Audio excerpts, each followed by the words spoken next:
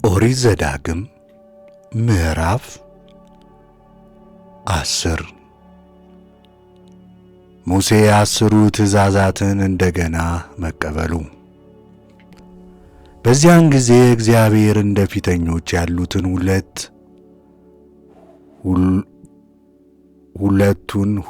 የድንጋይ ጽላት ላንተ ቀርጸ ወደ እኔ ወደ ተራራው ውጣ፣ ላንተም የእንጨት ታቦት ሥራ፣ በሰበርካቸው በፊተኞቹ ጽላት የነበሩትን ቃላቶች ሁሉ በእነዚህ ጽላት እጽፋለሁ፣ በታቦቱም ውስጥ ታደርጋቸዋለህ አለኝ።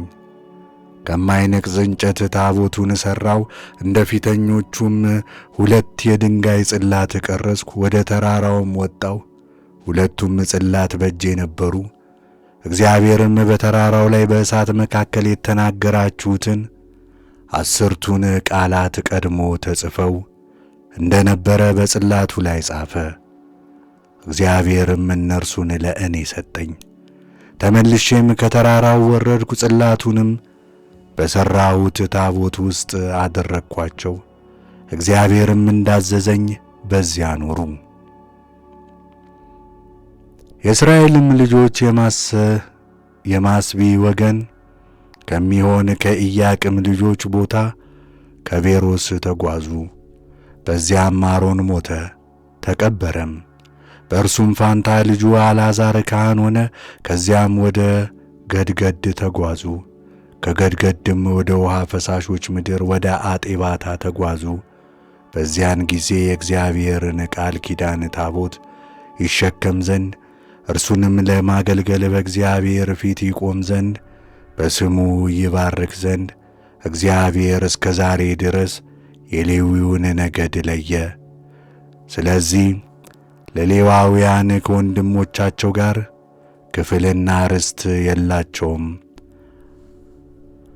አምላክ እግዚአብሔር እንደነገራቸው እግዚአብሔር ርስታቸው ነውና። እኔም እንደ ፊተኛው ጊዜ 40 ቀንና 40 ሌሊት በተራራ ላይ ቆምኩ። እግዚአብሔርም በዚህ ጊዜ ደግሞ ሰማኝ። እግዚአብሔርም ሊያጠፋችሁ አልወደደም።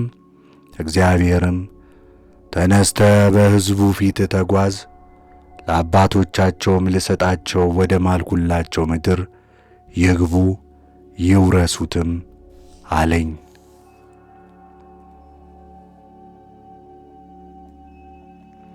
ከእስራኤል የሚፈለገው እግዚአብሔርን መፍራት መሆኑ። እስራኤል ሆይ አሁንስ አምላክህ እግዚአብሔር ከአንተ የሚፈልገው ምንድነው? አምላክህን እግዚአብሔርን ትፈራ ዘንድ በመንገዱም ሁሉ ትሄድ ዘንድ አምላክህን እግዚአብሔርን ትወድ ዘንድ በፍጹምም ልብህ በፍጹምም ነፍስህ ታመልከው ዘንድ ነው እንጂ መልካምም እንዲሆንልህ ዛሬ ለአንተ የማዘውን የአምላክህን የእግዚአብሔርን ትእዛዝና ሥርዓት ትጠብቅ ዘንድ ነው እንጂ። እነሆ ሰማየ ሰማያትም ምድርም በእርሷም ያለው ሁሉ የአምላክህ የእግዚአብሔር ነው። ብቻ እግዚአብሔር አባቶቻችሁን መረጣቸው፣ ወደዳቸውም።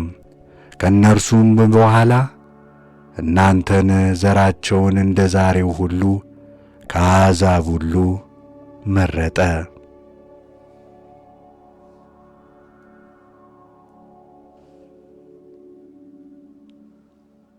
እናንተ የልባችሁን ክፋት ግዘሩ፣ ከእንግዲህ ወዲህ አንገታችሁን አታደንድኑ።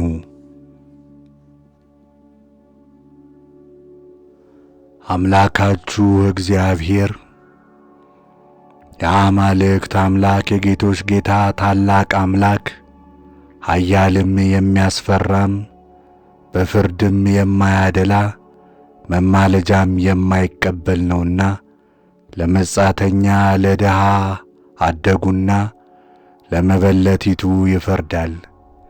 መብልና ልብስም ይሰጠው ዘንድ ስደተኛውን ይወዳል።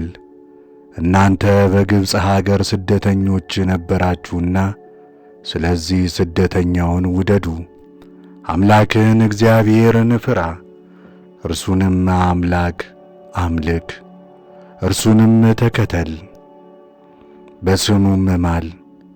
ዓይኖች ያዩአቸውን እነዚህን ታላላቆች የከበሩትንም ነገሮች ያደረገልህ እርሱ መመኪያችሁ ነው፣ እርሱም አምላክህ ነው። አባቶች 70 ነፍስ ሆነው ወደ ግብፅ ወረዱ። አሁን ግን አምላክህ እግዚአብሔር ብዛትን እንደ ሰማይ ከዋክብት አደረገ።